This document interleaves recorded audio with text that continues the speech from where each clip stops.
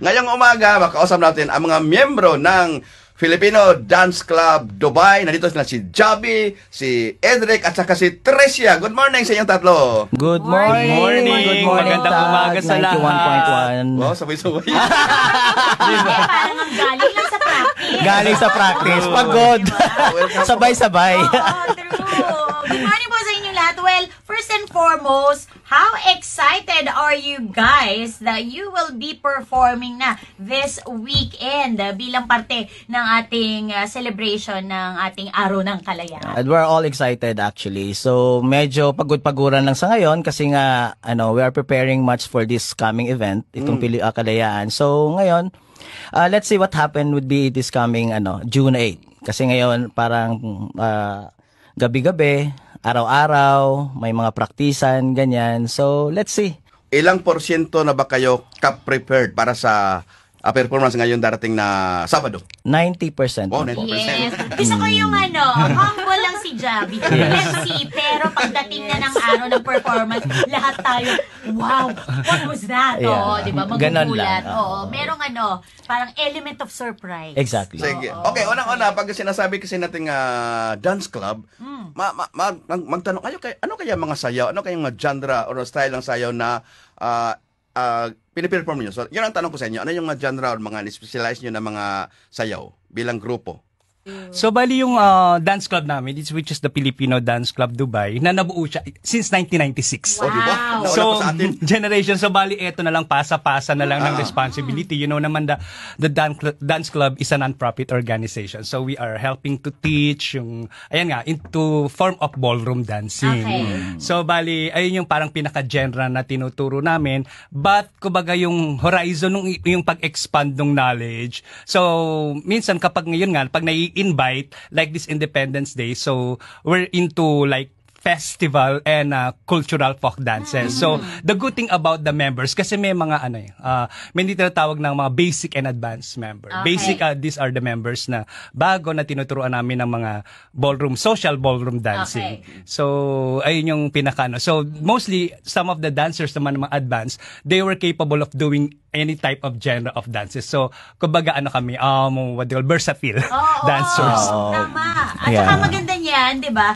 As the group evolves throughout the years, yun din, yung the way you dance, the genre of dances na tinuturo nyo. And I think, yung mga nagiging members din, diba, they are openly sharing it to each and everyone. Kaya parang maganda rin na, natututo tayo ng mga iba't ibang klase. Oh, totoo yan. Totoo yan. Lalo na yun sa mga wala pa talagang kaalam-alam. Yung parang gusto nilang sumayaw pero natatakot silang sumayaw dahil wala nga silang alam. Pero sa amin naman, sa Filipino Dance Club, as what Mr. Edric saying, that we're focused on more on ballroom nga talaga. So now, basically, we're teaching like social dance of swing, cha-cha, boogie, at saka yung tango. Yeah. So yun ang namin, yun ang tinuturo namin. Sa advance naman, yung sinasabi niya, it's more on Latin dances. Okay. Or yung mga social dances like bachata, salsa, yun yung usually na sinasayaw natin pag sa mga party-party. So yun usually nagfo-focus kami sa ganun kasi yun naman talaga pag umuwi ka ng Pilipinas, usually hindi ka naman hindi ka naman magtatango doon sa club, 'di ba? So usually pag mga ganun, cha-cha, Yes, yung mga upbeat, yes, mga salsa, bachata, yung mga ganun, ang mga, or samba, yung mga mostly na parang nakaka-excite sa'yo. Oo. Well, nung minention mga ballroom, obviously, mga millennials, alam natin yan.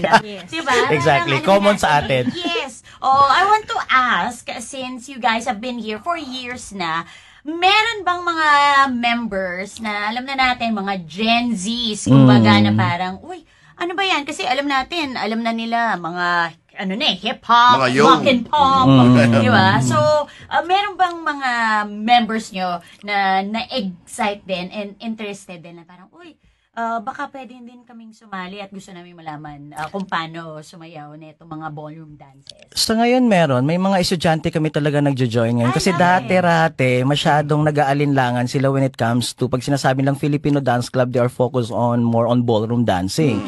Kasi pag sinabi lang ballroom dancing, para lang yan sa mga wrangler or shonda. Team. Sorry to say. Di ba? Usually yun ang sinasabi nila. Di ba? Yun ang talagang ang konsepto ng mga bata ngayon. Pag sinaming ballroom, pang matanda lang yan. Hindi na sa amin yan. Pero, yun nga, inaano namin sa mga bata, yung parang ini-instill namin sa utak nila, ballroom dancing is not, hindi lang dahil doon sa mga may edad na. Para din yan sa mga Gen Z sa ngayon. Kasi once you are a dancer, kailangan magiging versatile ka sa lahat ng dancing. O pero kung meron kayong mga upcoming na mga performances or competition, paano ba kayo mag-prepare pala? Actually, Brainstorming muna. sobrang mahirap talaga mag-prepare. One thing kailangan mong i-prepare, yung physical mo talaga, yung sarili mo talaga. Kasi sobrang hirap. So, kailangan mo din, kung sabi nila sa work mo, kailangan may time management. Sa practices, kailangan may time management ka din.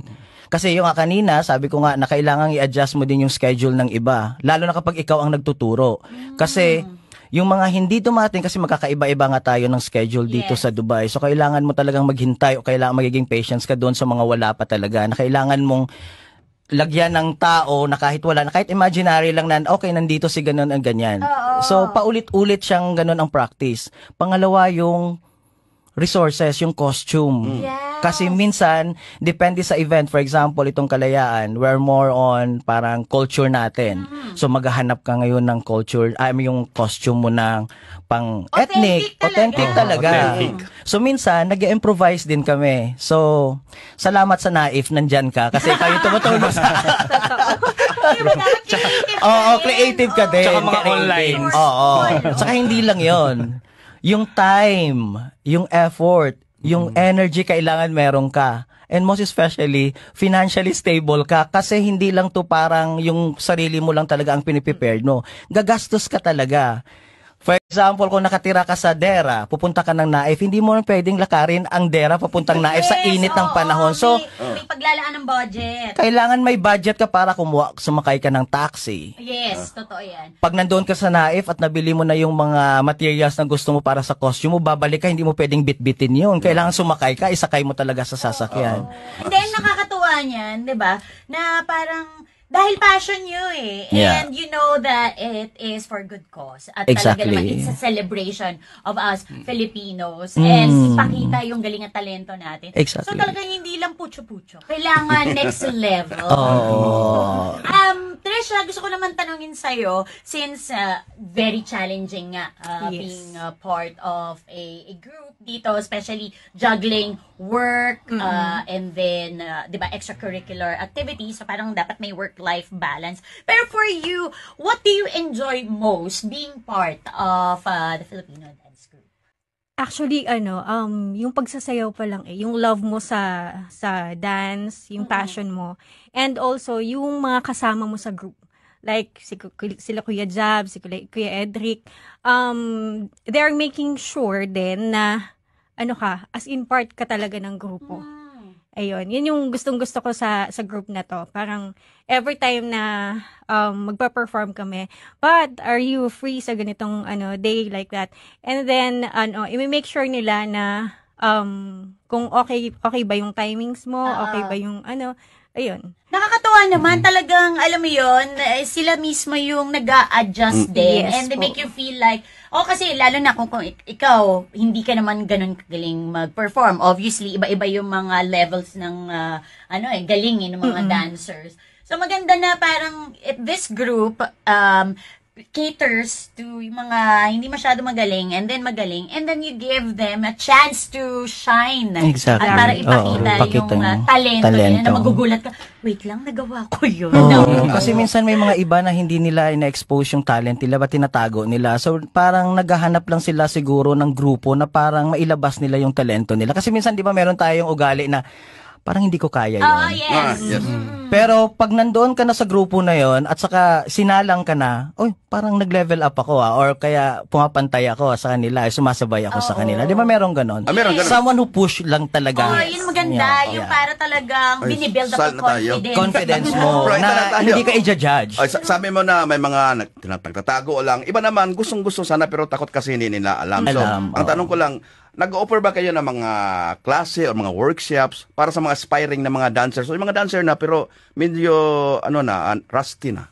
Yun nga po, ito yung ito yung platform namin na para i-share din yung talent namin as mga sinasabi nilang dance instructor na matagal na rin sa Filipino Dance Club. So mag-o-open na kami ng Filipino Dance Club this coming June 15 after Yeah, the most probably Kalayaan. After the Kalayaan. Yeah. So sa yan, sa Moracabatdera po siya. Sa tabi lang po siya ng Conscious Restaurant. Merong building doon na doon kami, studio pala na doon kami magsisimula. So, we're catering those students or members na pwedeng or interest na matuto sumayaw. So, 4 o'clock to 8 p.m. na every Saturdays. Every Saturday. Every Saturdays. Okay. Yeah. And then, paano kayo makakontak or their Facebook? Kumbaga we have these social media accounts, Facebook, Instagram, and then yung sa WhatsApp. I think they just search the name Filipino Dance Club Okay, in all social media platform. Oo. Pero I'm sure 4 naman, to 8 p.m. nandito kayo dahil meron kayong upcoming event. Yes po. Ito po yung Kalayaan or 126th Philippine Independence Day celebration natin, tayong mga Pinoy. So, Powered by PhilSoc. So, ito ay mangyari Filipino ngayong Social Club. Ngayong June 8, Saturday na po Saturday. siya. From 8 o'clock in the morning 8 o'clock in the morning till hanggang 8. gabi na po. Ayan, ng gabi. Sa World Trade Center po, Zabil 3. Sa Bill Hall 3. Yeah. Hall 3. Okay. Okay. And would you like to invite our listeners and syempre ang mga nanonood sa atin sa aming social media accounts? Ayun, so bali iniimbitahan po namin kayo na syempre manood sa nalalapit na 126 Philippines Independence Day by PhilSoc, and syempre Filipino Dance Club of Dubai will be part of that big celebration. So we assure na talagang you will be dazzled and amazed sa aming performance. It's not just to perform, but we give our performance very talagang extreme, talagang pinag-irapan. I think we are 80 dancers on that production number with different groups. So there are different type of dances that will showcase. So bali we are dun nga sa opening production number of this 126 Philippine Independence Day. And then by the way, yun nga pala yung sa dance club namin, and we would like to commend also Master Lee. Yeah. Our what they call Master Lee. Siya talaga yung nagtuturo sa amin na diehard talaga na dance instructor sa amin, na sa tagal niya na sa dance club, no, simula yung nag-open yung dance club namin dito sa Dubai, siya na talaga yung nagtuturo talaga sa amin. So kung ano man yung natutunan namin sa ngayon or anong meron kami, we owe it to him. Kay Master Lee po. Yeah. And we would like also to thank the groups to be part of that. So, syempre, the Filipino Dance Club of Dubai, the Zumbanatics, the Zumba Nation, Luz Biminda, the JRFIM. So, they will be part of this big production, and talagang we are doing this for volunteerism. So, kaya, ayun. So, see you sa Kalayaan and Malayang Pilipino sa ating lahat. At saka marami pang pinaghanda ng mga activities yung PhilSoc, yung Filipino Social Club, na pwede nating ma-witness sa araw again, na ngayong ano yon? June 8 po, sa may Zabil Hall 3 sa World Trade Center po. Ayun, So, mga kaibigan, makikita-kita mga po tayo miyembro na. ng Filipino Dance Club Dubai, sina Tricia, Jabi, and Edric. At syempre, isa lang masasabi natin sa kanila. Iba Ba kayo, kabayan! Yeah, thank you po. Maraming salamat. Maraming salamat, Tag 91.1. Tag 91.1.